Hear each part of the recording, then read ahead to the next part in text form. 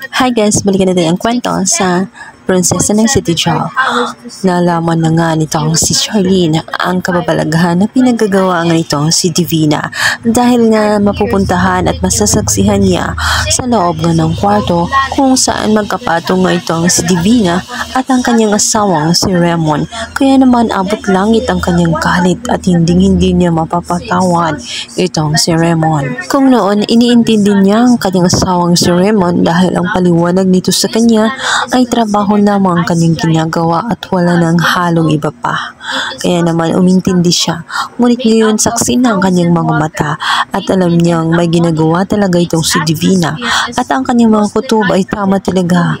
Kaya naman umuwing luhaan nga itong si Charlene at umiiyak na lamang habang ito ay nagkukwento sa kanyang kapatid na si Mimi. Kaya naman napaiyak na lang din si Mimi habang nakikinig nga sa kanyang kapatid na itong si Charlene na nagkukwento.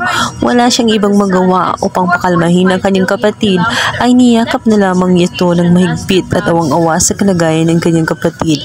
Sinabihan niya ang kanyang kapatid na kung may magagawa lamang siya ay titiyakin niya na makakaganti itong kanyang kapatid na si Charlene nang sa ganun mabawasan man lang ang sakit na nararamdaman ng kanyang ate mula sa mga kamay nga nitong si Divina na tama ang kanyang kutob na ito nga ay isang ahas at mapanlin lang. Kaya naman si Charlene ay desididong-desidido na nga siya na iwanan na lang nga ang kanyang asawa at hayaan na lamang ito kay Divina. Kahit anong gawing paliwanag ni Raymond ay hindi natatanggapin ng kanyang asawang si Charlene ang kanyang paliwanag.